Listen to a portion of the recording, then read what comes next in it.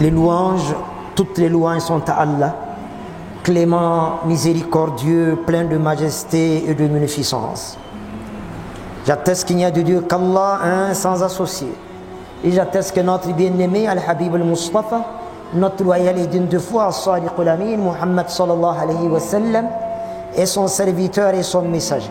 Chers frères sur l'islam, le sermon d'aujourd'hui est intitulé La corruption, Al-Rashwa, Al-Fasad, un fléau planétaire. Le calife Al-Ma'moun a laissé entendre que les activités qui assurent aux gens le gain de leur vie se répartissent en 4 genres, à savoir l'agriculture, les arts et les métiers, le commerce et l'exercice du pouvoir. Celui qui n'en exerce aucune vivra aux dépens des autres. Et justement, l'islam n'admet pas, à moins d'être complètement impotent, de vivre aux dépens des autres. Serviteurs du très miséricordieux, chers frères sur l'islam, retenez qu'Allah fasse miséricorde, que le musulman ne doit se contenter dans l'exercice de son travail, comme par le salaire qui en sera issu, que de licite, que de halal. Serviteurs du très glorieux, du très miséricordieux, la corruption fait réussir les derniers et fait échouer les meilleurs. Elle soutient le faux et le blâmable et détruit le vrai et le convenable. Elle se tait quand il faut défendre le droit et s'exprime pour faire promouvoir l'injustice et l'ignominie. Serviteurs du très miséricordieux, chers frères sur l'islam, si la corruption est haram sous toutes ses formes, vous conviendrez avec moi que la plus dangereuse et la plus perfide des corruptions est sûrement celle des cœurs et des âmes, où on légifère sans aucune science en matière de religion, sans aucune référence à la révélation divine. Lorsqu'on jette son bulletin de vote dans l'urne pour une poignée de riz, lorsqu'on rend un verdict en tordant le cou au droit, lorsqu'on porte un faux témoignage pour quelques billets de banque, qu'Allah nous en garde, que Dieu nous vienne en aide. Serviteur du très miséricordieux, chers frères sur l'islam, Amr ibn al-As radiallahu anhu dit avoir entendu le messager d'Allah sallallahu alayhi wa sallam dire que toute communauté qui laisse s'installer la corruption parmi ses membres se verra éprouvée par la peur et l'insécurité. Hadith rapporté par Ahmad. Quand la corruption s'installe dans une communauté, elle fait perdre à ses membres les notions de compétence, de mérite, d'équité, de justice, de responsabilité. Elle fait la promotion de la suffisance dans la médiocrité et l'incompétence. Il a été une fois demandé au messager d'Allah sallallahu alayhi wa sallam à quand le rach. Il a répondu sallallahu alayhi wa sallam lorsque la amana, entendez par la amana les dépôts à nous confier sous toutes ses formes verbales ou physiques. Lorsque la amana est négligée, attends-toi à l'heure.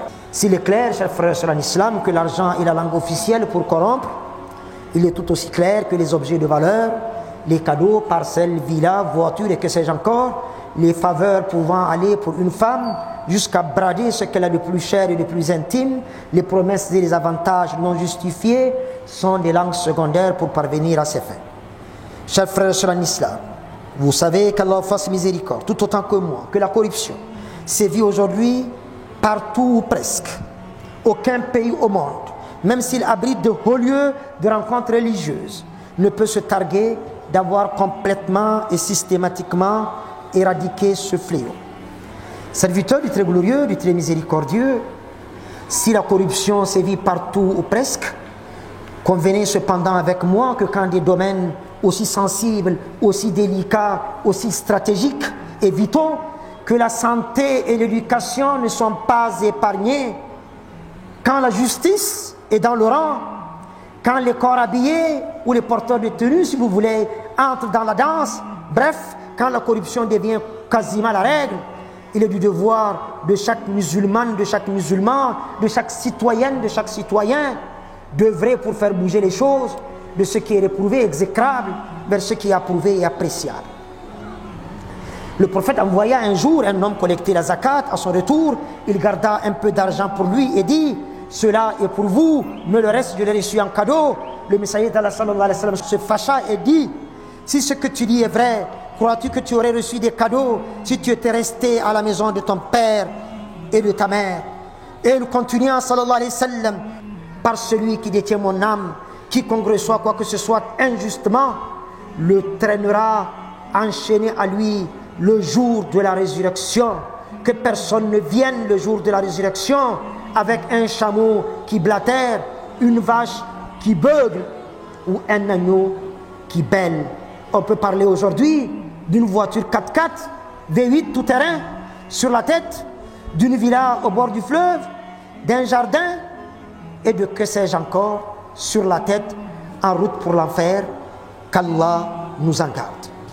Chers frères sur l'islam, prions Allah subhanahu wa ta'ala afin que dans sa miséricorde infinie, il nous évite au jour de la résurrection de rendre compte pour cette ambulance sur cale qui aurait pu être réparée, pour cette maternité qui aurait pu être équipée, pour cet hôpital qui aurait pu être restauré, pour cette classe qui aurait pu être construite, pour cette route qui aurait pu être reprise, pour ce puits qui aurait dû être foncé, pour ce malade qui aurait dû être évacué, pour cet officier qui aurait dû être promis, pour ce candidat qui aurait dû échouer, pour cet autre qui aurait dû réussir, et pour que sais-je encore et encore, le jour où nous serons amenés à rendre compte pour toutes nos œuvres, atome après atome, le jour où aucune astuce ne passera devant la face resplendissante de notre Seigneur, auréolé de majesté et de gloire.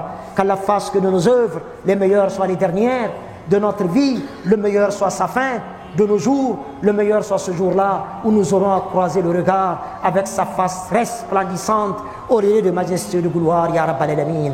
Qu'Allah permette aux hommes de faire taire les armes partout à travers la terre, pas par les armes, mais par le verbe, par la sagesse, par la bonne exhortation, afin que règne ici chez nous au Niger et partout à travers la terre la paix, la cohésion sociale, la fraternité islamique, la parenté spirituelle, dans un monde qu'on espère, Ya Allah, uni, prospère et solidaire.